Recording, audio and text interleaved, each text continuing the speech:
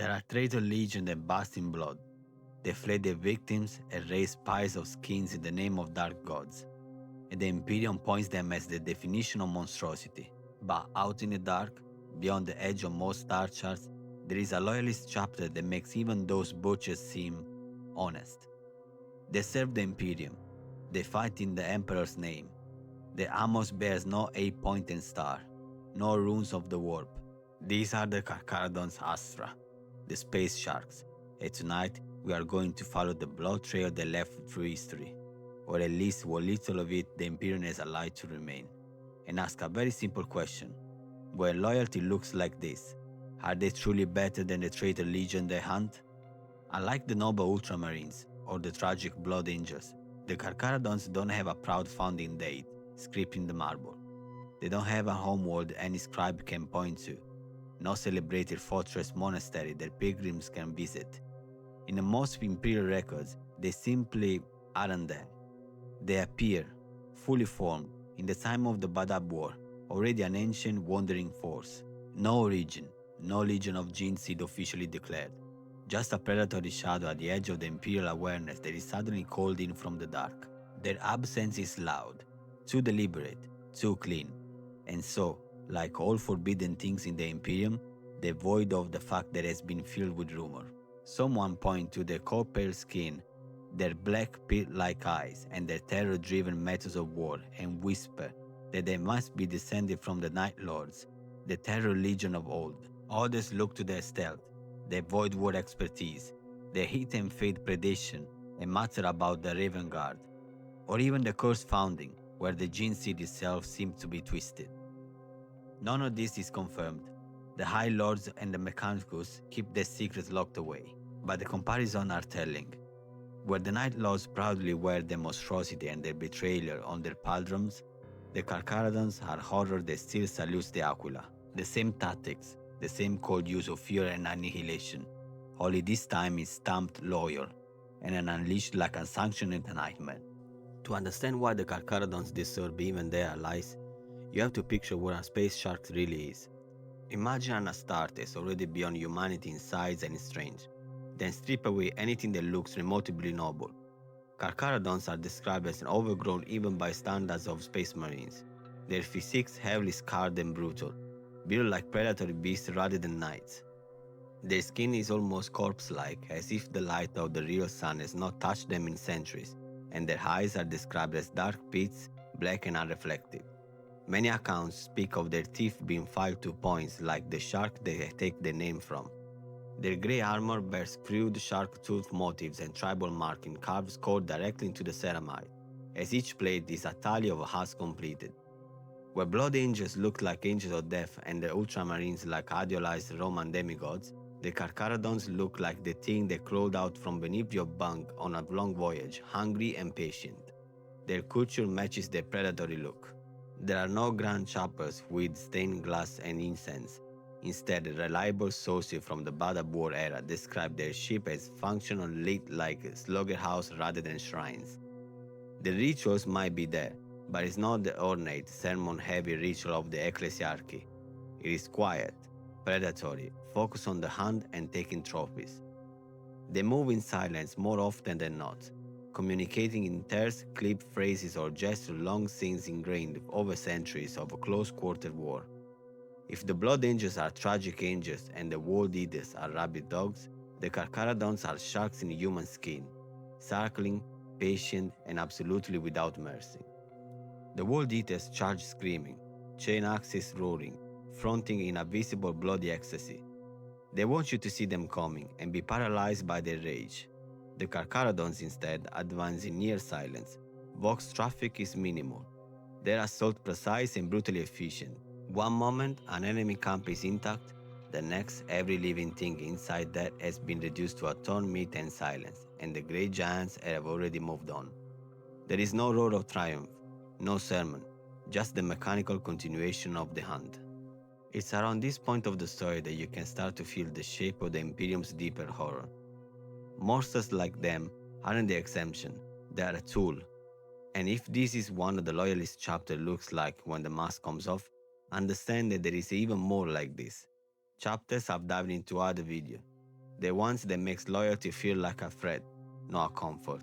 So if you want to keep exploring those mistakes, stay with me until the end of this tale. There is a path deeper in the darkness waiting for you there, and don't forget to subscribe.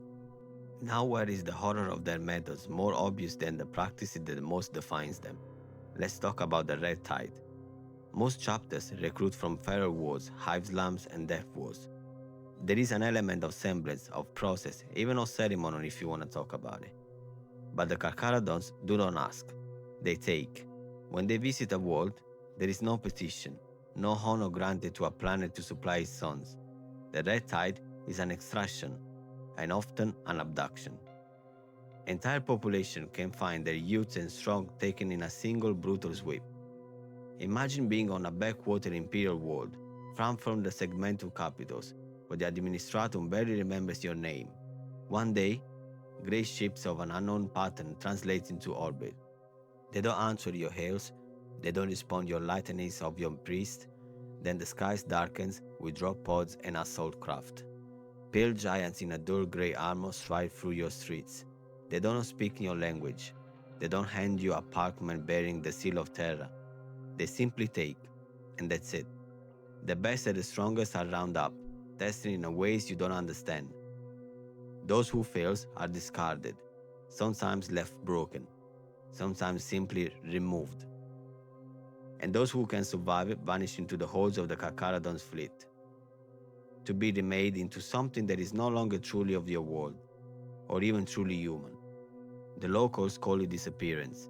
For some planets, the Red Tithe isn't a badge of honor. It's a generational wound. One day the skies open, and when they close again, an entire age group was gone. And because these are Loyalist Astartes, there is no recourse. You weren't attacked by the Traitor Legion leaving an icons of the Dark Gods behind. It was for the Emperor. The Night Lords spread terror to send a message. The word bearers corrupt to spread the worship of their gods. The Carcharodons take because they are hungry for gene stock, for supplies, for whatever they need to keep hunting to the void. And they leave behind no sermon, no symbol, just empty hubs and missing names in a census that no one in Porta will ever read. The Badab War was at its core a civil conflict, chapter against chapter, loyalists against secessionists, a rare ugly tear in the image of the Astartes unit. When conventional forces and even other chapters struggle to bring wars back to compliance without turning entire sectors into graveyards, someone in the High Lord's silent halls made a decision, called something from the dark. The Carcharodons responded. Loyalists who had never heard of them suddenly found grey ships bearing down on contested systems, and the expectation was simple: reinforcement, brothers in arms, support. But what they got instead was an extermination tool. On Badab sector, wars that had gone over the secessionists, the Carcharodons waged war with a level of detachment that unsettled even hardened Astartes like Minotaurs. There are reports fragmentary, carefully redacted, of entire hive levels pacified in hours, with no survivor left to tell the tale, only loyalist scribe noting that resistance was no longer extant. In some imperial records of the Badab War, the only mention of the Carcharodons' action on a given world is a single chilling line. Compliance achieved. No 40 population is to report. While the Night Lords skinned bodies and leave them hanging as a warning, mocking the Imperium they betrayed, the Carcharodons didn't need to. Their message was in the absence of anything left standing. Giving this nightmare a face only deepens their unease, and that face is Tyberos, the Red Wake, the chapter master of the Carcharodons. Huge, even by Astartes standard, he is described as a living engine of butchery, encased in a warplate marked by countless close-quarter kills. His signature weapons, hunger and slake, they don't just kill, they maul, tearing flesh and armor alike into rugged chunks. Among loyalists, Tyberos has the reputation of an effective, reliable ally. But in the same way, the cyclonic torpedo is unreliable. When it's unleashed, objectives are met, resistance ceases, but stories from those who have fought alongside him speak of a discomfort, a sense that is not really with them, but just as a temporary ally. Tyberos lives in more rumor than official records. A giant in grey, a repeat presence who leaves nothing alive.